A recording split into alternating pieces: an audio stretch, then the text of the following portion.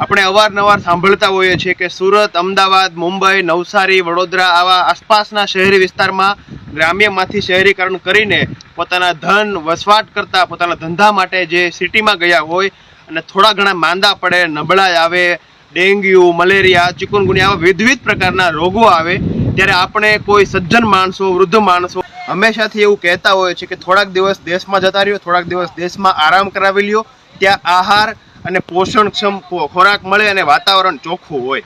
એના ઉપરથી મને આજે યાદ આવ્યું, જ્યારે આપણે શહેરમાંથી ગામ તરફ આવતા હોય ત્યારે આપણે આપણા સિમ્પલ વ્હીકલની અંદર મોબાઈલમાં મેપ સર્ચ કરતા હોઈએ છીએ, મોબાઈલમાં ટાઈમ જોતા હોઈએ છીએ, મોબાઈલમાં ગેમ રમતા હોઈએ છીએ, મોબાઈલમાં સંગીત સાંભળતા હોઈએ છીએ. પણ એક એવી એક્ટિવિટી તમને કહીશ કે જે મોબાઈલનું વેધર એપ્લિકેશન ખોલવાનું છે. એન્ડ્રોઈડ અને આઈફોન દરેક એપ્લિકેશનમાં કાર્યરત છે. વેધર ખોલશો તો ઉપર એર ક્વોલિટી ઇન્ડેક્સ AQ બતાવશે. સામાન્ય રીતે અમે વડેરા ગામમાં છીએ. વડેરા ગામનો એર ક્વોલિટી ઇન્ડેક્સ 55 થી માંડીને 65 રહ્યો છે છેલ્લા 5 દિવસની અંદર. તો આ શું સૂચવે છે એની વાત કરું.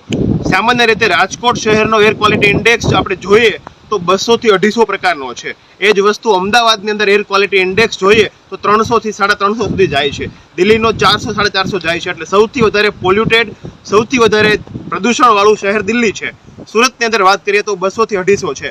પણ ગામડાની અંદર વાત કરો 55 થી 65 એટલે શું થયું કે 1% હવાની અંદર કોઈ પણ પ્રકારના સામાન્ય વાહનના ધુમાડા, 99% એકદમ ચોખ્ખી હવા, શુદ્ધ હવા. આ જ હવા જ્યારે આપણા શરીરની અંદર બ્રોન્કસ મારફતે પ્રવેશે ત્યારે શરીરના દરેક જે વાયુ કોષ્ઠો હોય કે જેમ આપણે એક ફુગ્ગો ફુલાવીએ અંદર હવા જાય, એમ આપણા શરીરના ફેફસાની અંદર પણ આવા વાયુ રંધ્રો આવેલા હોય છે, વાયુ ઉષ્ણો આવેલા હોય છે. એની અંદર હવા ભરાય, ચોખ્ખી હવા ભરાય.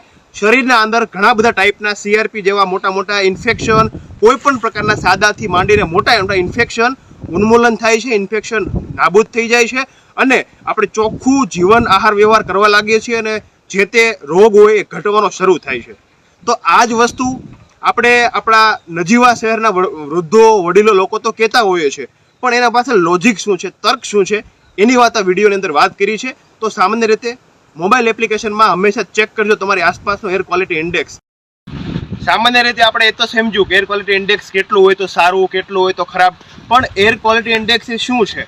એક ટાઈપનું મીટર. જેમ કાર કે જેમ બાઇકની અંદર જેમ 0 થી 120ની સ્પીડ આવે છે, 0 એટલે ઓછી, 120 એટલે ફાસ્ટ, એ જ રીતે એર ક્વોલિટી ઇન્ડેક્સમાં 0 થી 500 સુધીના મેજરમેન્ટ હોય છે.